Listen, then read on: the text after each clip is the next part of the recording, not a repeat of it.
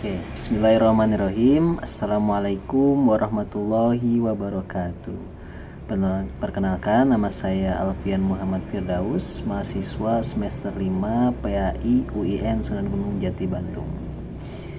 Dengan dibuatnya video ini untuk memenuhi tugas ujian tengah semester mata kuliah Filsafat Islam, dosen pengampu Bapak Haji Yudi Irfan Daniel SOSI MAG. Baik, langsung saja ke pertanyaan pertama, yaitu bagaimana filsafat Al-Kindi memandang bahwa filsafat bisa membantu memahami ajaran agama secara lebih mendalam. Nah, baik, Al-Kindi atau yang lebih dikenal sebagai filsuf Arab pertama ya, Al-Kindi ini meyakini bahwa filsafat dan agama bisa berjalan beriringan. Menurutnya filsafat adalah alat yang membantu manusia tentunya untuk memahami ajaran agama lebih dalam. Al-Kindi juga berpendapat bahwa filsafat memungkinkan manusia tuh menggunakan akal dan pikirannya untuk mencapai kebenaran gitu. Dengan cara ini filsafat menjadi sarana untuk mempersiapkan hati dan pikiran dalam menerima kebenaran wahyu. Oleh karena itu bagi filsafat Al-Kindi tentunya, ketika filsafat ini benar-benar memahami kebenaran maka itu tidak akan bertentangan dengan agama. Makanya filsafat menurut Al-Kindi ini bisa beriringan antara filsafat dan juga agama. Bahkan bisa membantu memahami ajaran agama itu sendiri secara lebih mendalam. Kemudian yang kedua,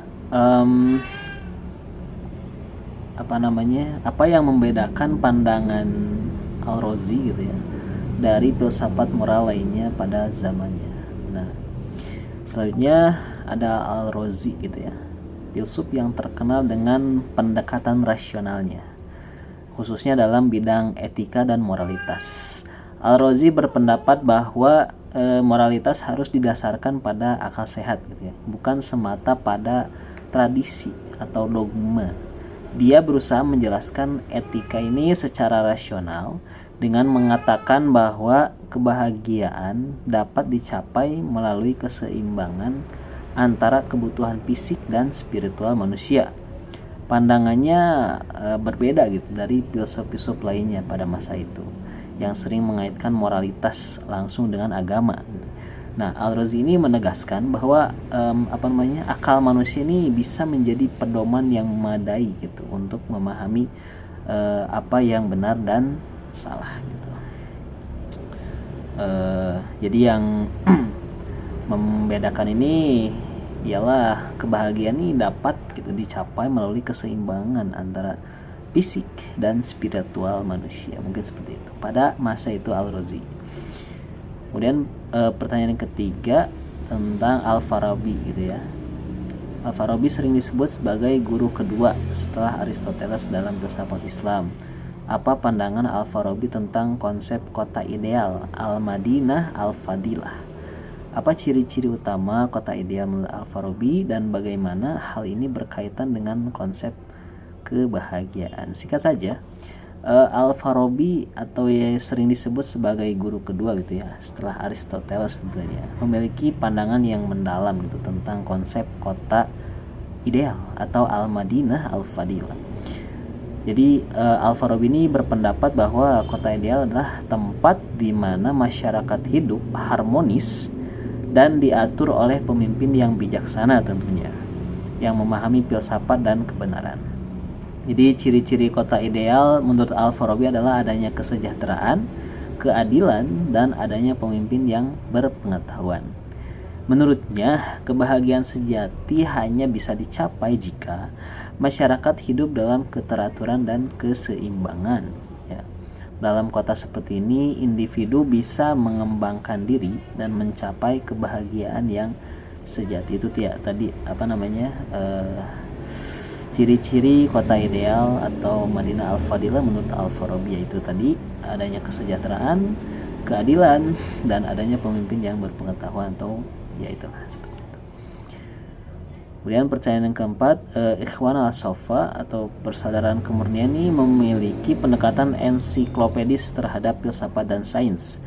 Nah, jelaskan metode yang digunakan oleh Ikhwan al-Sofa dalam menyatukan filsafat, sains, dan agama melalui risalah-risalah mereka, serta bagaimana mereka melihat peran akal dalam pencapai kebenaran. Singkat lagi saja, Ikhwan al-Sofa atau persaudaraan kemurnian gitu ya. Kelompok ini menggunakan pendekatan ensiklopedis gitu ya untuk menyatukan filsafat, sains, dan agama tentunya. Dalam risalah-risalah mereka, Ikhwan al-Sofa ini menggabungkan berbagai disiplin ilmu untuk mencari kebenaran. Mereka percaya bahwa akal memiliki peran penting dalam mengungkap kebenaran dan memahami alam semesta tentunya. Bagi mereka, pengetahuan yang benar hanya bisa diperoleh dengan mengintegrasikan akal dan wahyu, serta mengkaji berbagai ilmu tentunya. Mereka ini melihat akal sebagai karunia yang harus digunakan untuk mencapai pemahaman yang mendalam tentang Tuhan dan alam gitu. Jadi metode yang digunakan oleh Ikhwan al-Sofa ini mementingkan akal gitu, karena akal ini pemberian dari Allah Subhanahu wa taala untuk digunakan dengan semestinya gitu ya. Mencapai pemahaman yang mendalam gitu dalam Tuhan dan alam. Itu untuk Ikhwan al-Sofa soal nomor 4. Selanjutnya yang terakhir, soal nomor 5, Ibnu Sina dikenal sebagai salah satu tokoh besar gitu, dalam filsafat dan kedokteran Islam. Jelaskan teori emanasi.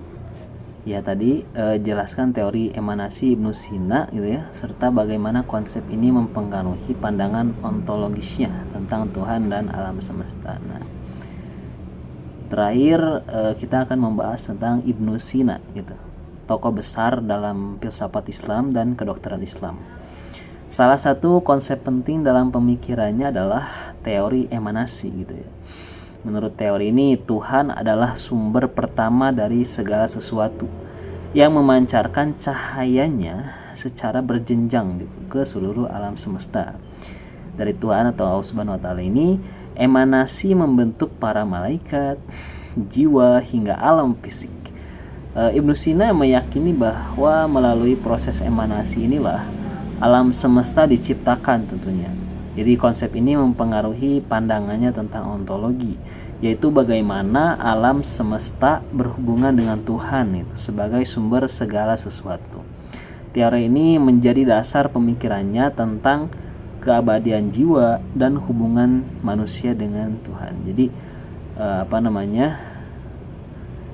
meyakini gitu ya Ibnu Sina, proses emanasi ini ya inilah gitu, alam semesta diciptakan gitu.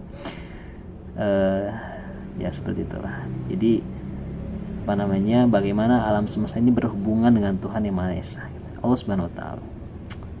Saya kira sekian yang dapat saya paparkan. Selebihnya mohon maaf apabila ada kesalahan. Akhirul kalam, wassalamualaikum warahmatullahi wabarakatuh.